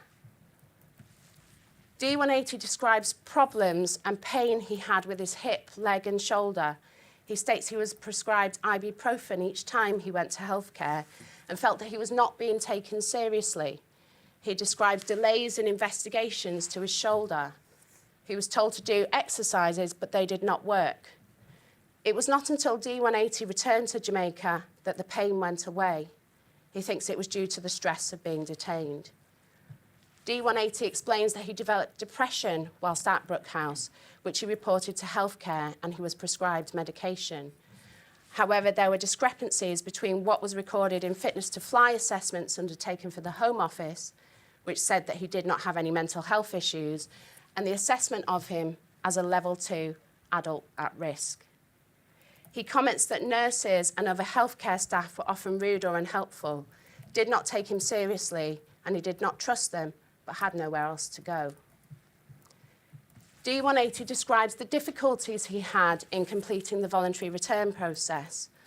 On the 13th of January 2017, he informed the Home Office he wanted to return.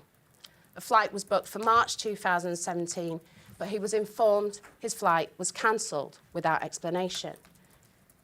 Another flight was arranged for the 28th of April 2017, but that flight was also cancelled without explanation. D180 had a conversation with Callum Tully about that cancellation, which was recounted in his video diaries at TRN 000039. D180 made a complaint, but he does not recall receiving any response. D180 describes later discovering that the flight had been cancelled because the Home Office had recorded his date of birth incorrectly on the booking form. D180 explains that he didn't complain about detention staff because he believed they would stick up for each other. He heard that complaints made by others fell on deaf ears, and he saw officers ganging up on people who had complained or ignoring them. He says, all the officers would stick together.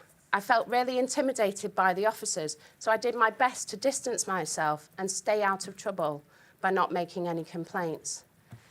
He describes hearing that officers would claim that complaints had been lost and that detainees believed officers would shred complaints. People could not complain about racism of staff because they felt intimidated. He says, the officers did not care, they just wanted the detainees to go away.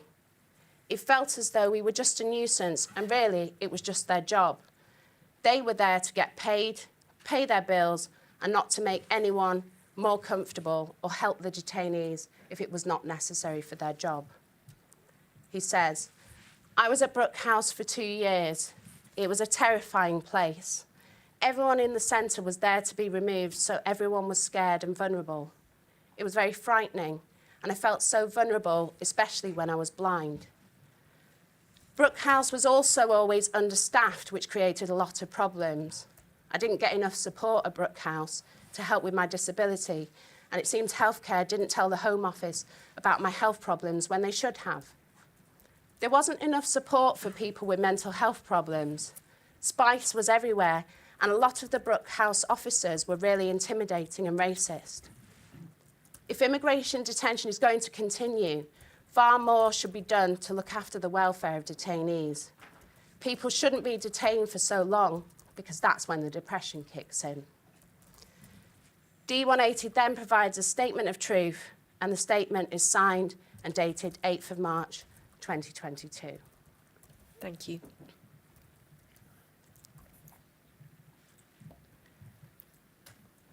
D1876. D1876's witness statement to the inquiry dated 2nd of March 2022 is at DPG 000039. D1876 is a Ukrainian national with Christian belief. He speaks Ukrainian and Russian. Records show that he was detained under immigration powers from the 15th of March 2016. He was moved to Brook House on the 5th of October 2016 and held there until the 25th of April 2017, when he was granted immigration bail. D1876 was detained again under immigration powers on the 27th of December 2018. He was returned to Brook House on the 15th of January 2019 and detained there until the 3rd of September 2019, when he was again released on bail. When he was detained in 2016, D1876 spoke no English. D1876 is recognised by the Home Office as a victim of trafficking. He describes being deceived into coming to the UK in 2015 for what he thought was legitimate employment. Instead, he was forced to work for little to no money and had to live in inhumane and crowded conditions with others who had also been trafficked for similar purposes.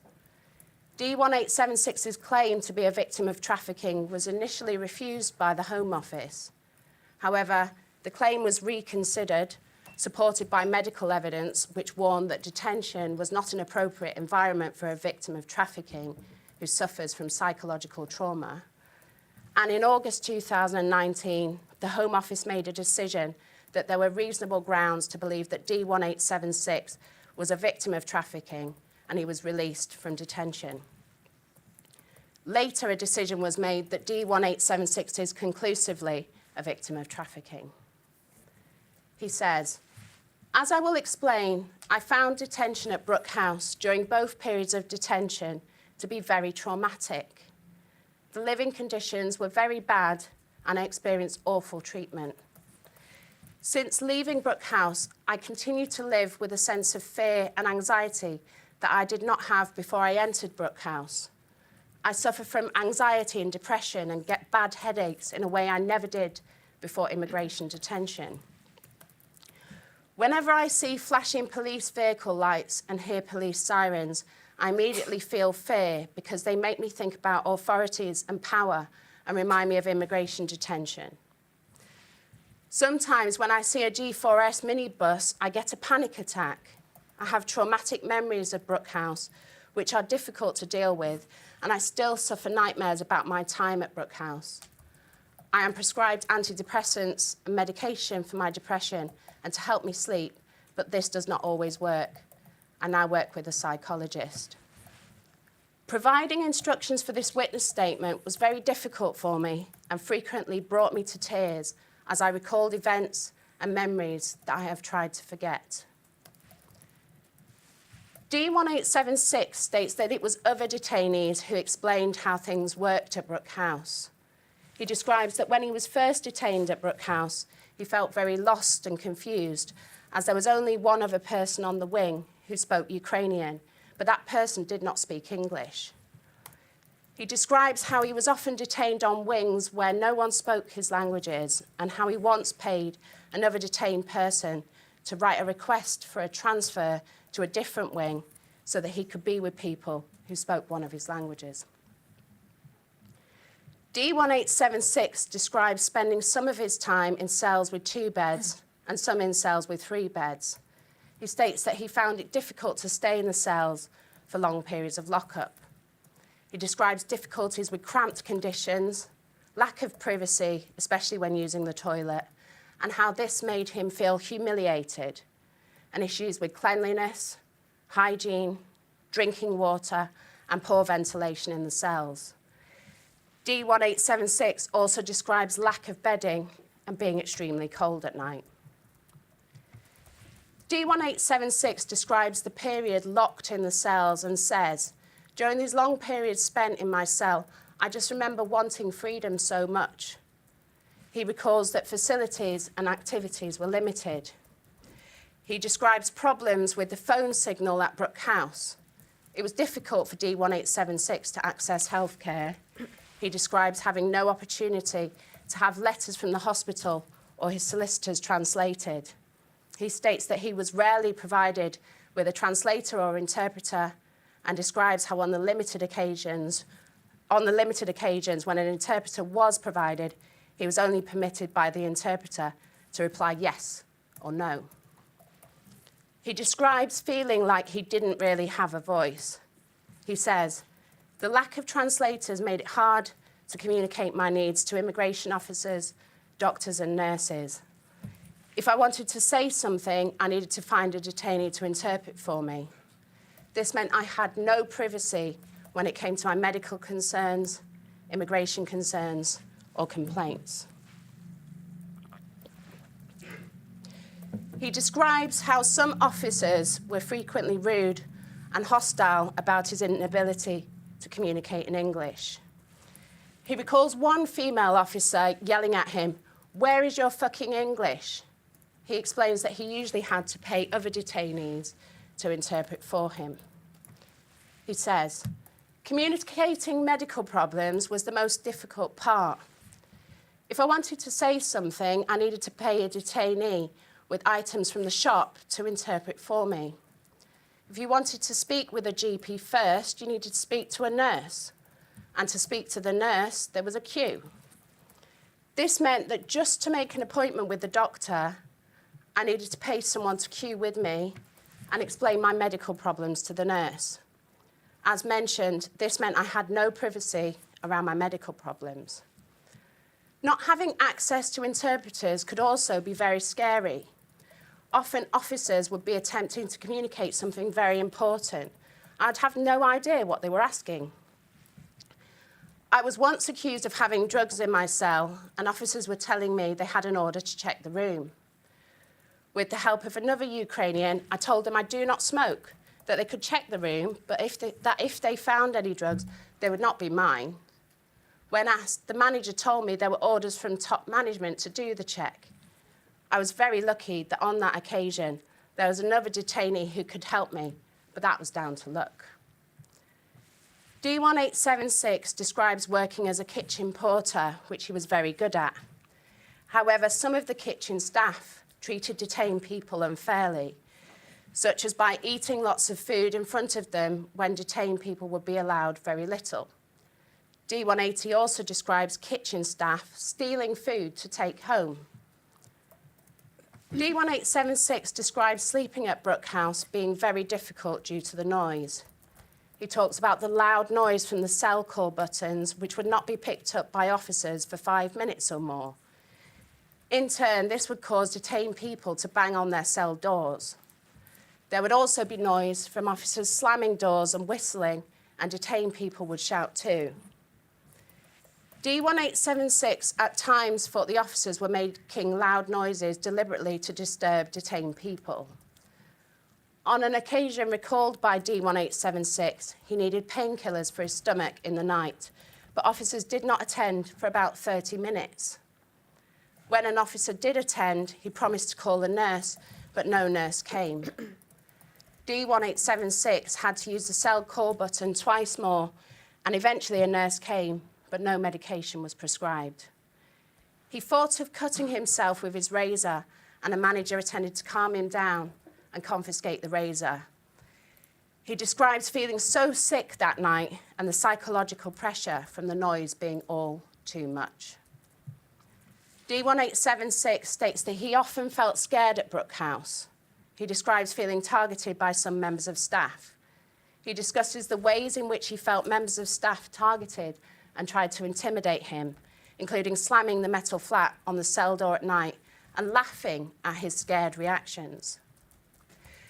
D1876 describes receiving assistance from GDWG, including credit for phone calls, clothing, and talking to lawyers on his behalf. He found it difficult to contact his solicitors because of the poor signal at Brook House, and he usually had to send a fax after paying someone to translate a message into English. He says, in general, the detention officers at Brook House treated the detainees extremely badly. The officers had absolutely no respect for the detainees and would use abusive or bullying techniques. For example, when they conducted body searches, they would be very disrespectful and forceful. The officers would frequently create situations which would lead to conflict between the detainees or place a lot of psychological pressure on us. For example, I remember one period when the Russian and Ukrainian detainees were moved so that they would be sharing cells. And this was exactly when there was a lot of tension between the two nations. It did not feel like a coincidence. I really think the officers knew that this would spark conflict and tension. I was moved into a cell with a Russian detainee who started swearing at me and would try to start a fight with me. Sometimes I would refuse to go into my cell to avoid him, but this always involved a risk that the officers would forcibly return me to my cell. I remember that when I was in that cell, I felt afraid of my cellmate. There was also another Russian on the same wing who was friends with my cellmate. I was frightened of him too. I'm not sure now, but I think Naomi of GDWG helped me with this situation. D1876 describes that some detainees were treated worse than others and describes a young man who didn't speak to anyone being treated particularly badly and being told off aggressively. On one occasion, D1876 saw force being used on the man, officers twisting his arm and forcing him into the cell. He also saw the man being taken off to isolation, where he was kept for 2 months. D1876 was himself later taken to E-Wing, and the man was still there, screaming and banging his head or something. He says, in general, I felt very bullied and threatened when I was in Brook House. Sometimes bullying came from other detainees. For example, the Russian speaker I had to share a cell with, and the cellmate who tried to suffocate me, which I explain later in this statement. Other times, it came from interpreters who were not properly translating for me, or kitchen staff who treated me unfairly. Often this bullying or threatening behaviour came from the officers themselves. As far as my treatment by officers was concerned, this was worse after force was used against me, because then I felt the officers involved were particularly intimidating towards me.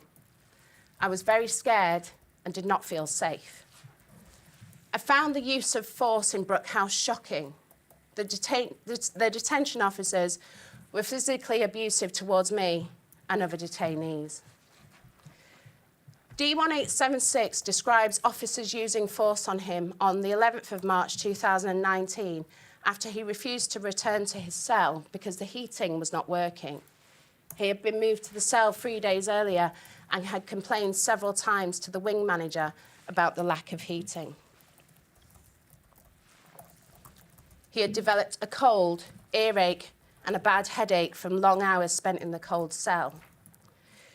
D1876 describes that when he refused to go into the cell for lock-in on the 4th night, he was restrained. D1876 states that his left arm was twisted back behind his body by a manager called Adam, so forcefully that he felt a strong click in his left shoulder and extreme pain. The officers then pulled D1876's right arm back too, and his head felt like it was being twisted. He states that he was left with marks on his neck. He was handcuffed and taken to isolation in E-Wing. It was not until the next day that D1876 was taken to hospital. There he was diagnosed with a left arm clavicle injury. He was not taken to hospital for his follow-up appointment or to several appointments for an MRI scan. D1876 describes his arm being in a sling for a period, being in pain to his left arm and shoulder, sleep problems due to the pain, and finding it stressful and upsetting not being taken for hospital appointments. He describes feeling even less safe in detention after the incident, feeling bullied and threatened and afraid of some of the staff, particularly the manager Adam. He describes a further incident when he discovered the manager Adam in his cell, interfering with his personal items. On the 3rd of June 2019, and then again on the 22nd of June 2019, D1876 was placed onto AC duty, which he explains was because he had been in pain to his shoulder for many weeks and was starting to think about hurting himself. D1876 describes having ongoing physical and mental health problems as a result of this use of force. D1876 also describes the use of force on him on the 31st of August 2019 to effect his removal to Moreton Hall IRC. He says that his solicitors have explained that the decision to move him to Moreton Hall and to use force to do so was made even though the Home Office had 3 days earlier made a positive reasonable grounds decision that he might be a victim of trafficking and were intending to release him once a release address was found. D1876 describes that he was told to speak to an immigration officer on the visits corridor, and when he attended, he was told to sign a document, but that he refused because there was no interpreter present and he did not know what the document said. D1876 describes a male nurse appearing with 5 officers who were wearing helmets and carrying shields. D1876 states that the nurse told the officers that his health was okay and that they could do what they wanted with him. D1876 recalls ending up on the floor, holding onto the table leg, and an officer smiling and laughing in a really evil and vicious way before grabbing D1876's left hand and twisting it. D1876 describes that it hurt so much that he cried. The officers then carried him to E-Wing, where he was placed on Rule 40 for around 2 days. He describes feeling really, really scared of the officers whilst in isolation. An ACDT was open the same day, and he was placed on constant supervision as he was having suicidal thoughts. For several days after the incident, D1876 refused to eat. He also called the police to report his fears that the officers would use force on him again. He remained on E-Wing until his release 3 days later. He says he does not understand why the Home Office were trying to move him to another detention centre when they were considering release, nor why force was used when the Home Office had made a decision that he might be a victim of trafficking. He says he has photos of the injuries caused by the officers and comments, "I don't think the officers saw detainees as people." D1876 describes seeing force used by detention officers on other detainees. He describes that whilst detained at Brook House in 2017, he saw a Polish detainee sitting on the netting for hours and hearing a lot of noise and commotion when officers removed him from the netting. He says another detainee told him that officers had put tape around the Polish man's legs and some kind of balloon or ball in his mouth to prevent him from screaming before being dragged away. D1876 also describes another occasion, he thinks in 2019, when he saw officers twisting the hand of another Ukrainian detainee before taking him away, he thinks to E-Wing, by force. The man was placed into handcuffs with a belt around his body. D1876 says, "When I saw detainees being transported like this, I felt like we were treated like cattle."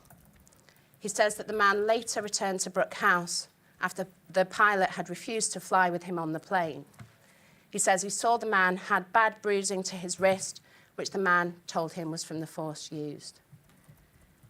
He says, "On the 3rd of February 2017, whilst I was held on A-Wing, I was attacked by my Russian cellmate. From the beginning, there was tension between us, and I felt unsafe sharing a room with him. He blamed Ukrainians for the war between our countries. I had been annoyed with him for not returning my mobile phone charger, which he had borrowed. He became very aggressive and called me abusive names. He said I was racist and knocked me to the bed and started to suffocate me and push his fingers into my eyes. I was terrified. Since my arms were pinned down, I bit his cheek. He pushed his fingers into my mouth, so I bit his fingers in defense. Another detainee ran into my room and dragged him from me, though he continued to threaten to kill me and managed to hit me in the chest. Eventually, the other detainee managed to pull my cellmate away. At the time, I was so scared of my cellmate and so confused that I did not report the incident or my injuries to anyone. I told officers before the attack that there is a war between our countries, and I did not want to share a cell with him, but nobody listened. Later, a detention officer saw my injuries and called me into his office to look at them and asked me what had happened. Initially, I was reluctant to tell him because I was frightened my cellmate would kill me, but eventually I told the officer what had happened. D1876 states that instead of receiving support and protection from officers, he was placed on Rule 40 segregation for a day. On 6th of February 2017, the Home Office wrote to him to say that because of the incident, he could no longer work as a kitchen porter. D1876 complained. Eventually, his work was reinstated. D1876 states that, according to his records, a Rule 35 report was completed on 5th of February 2019, which confirmed that he may be a victim of torture, but the Home Office decided not to release him. He describes refusing to eat on several occasions, sometimes for 2 or 3 days and other times for longer. Sometimes it was a protest about a lack of inadequate healthcare. D1876 describes there being a lot of drug use in Brook House, particularly spice, which was used openly, and that people were frequently overdosing on spice. While some members of staff would stop detain people using spice, others would not respond or do anything about it.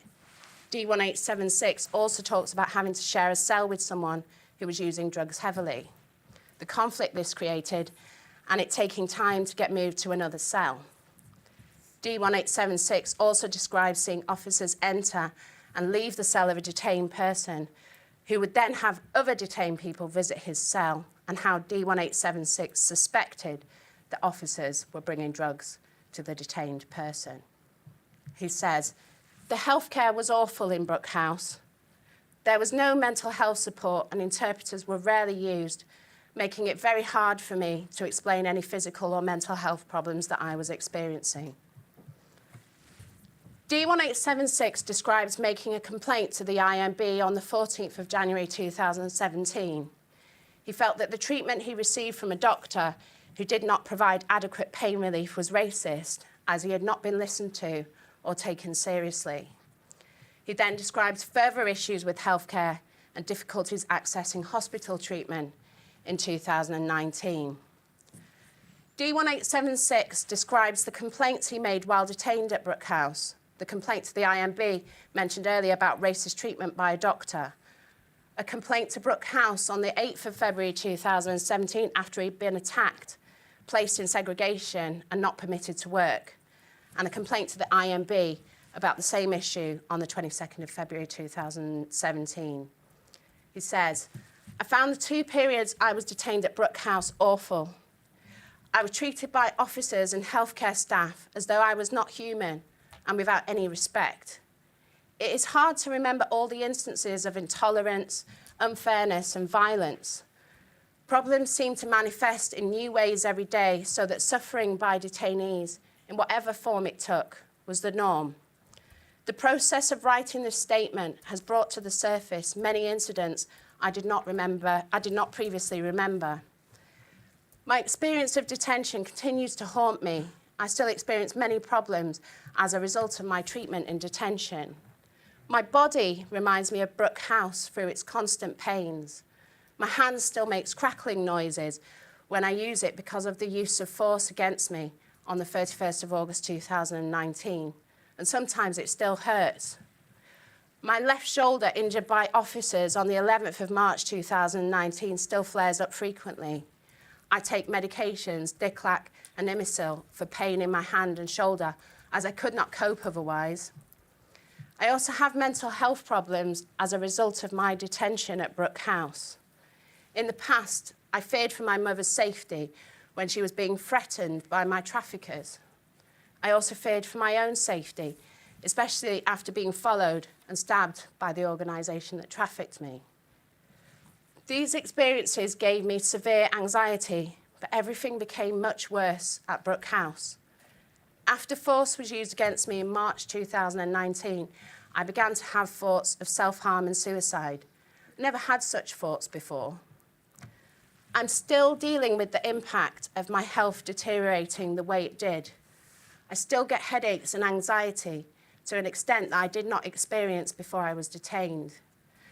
The headaches become worse when something triggers memories of my detention. For example, when a G4S vehicle drives by, or when I had meetings with my solicitors to make this statement. I also suffer from depression, which I did not have before I was detained at Brook House. I take medication to help me sleep and to cope with my anxiety and depression. I did not need this medication before my detention in Brook House. For sleep, I take Phenergan, and for my depression, I take sertraline.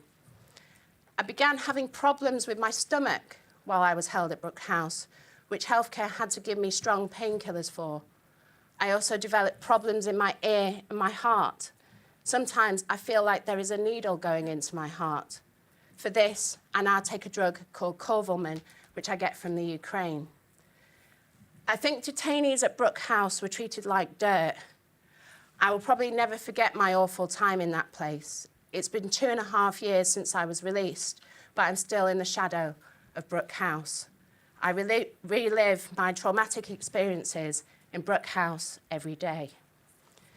D1876 then provides a statement of truth, and the statement is signed and dated 2nd of March 2022. Thank you. Thank you very much, Ms Morris. I'd like to pass on my thanks to D393, D180 and D176 for all of their statements. Thank you very much. Chair. Thank you. Ms Townsend? Chair, we'll return tomorrow at 10 o'clock, please, where we'll hear from Helen Wilkinson from the PSU. Thank you very much. Thank you. See you tomorrow at 10. Thank you.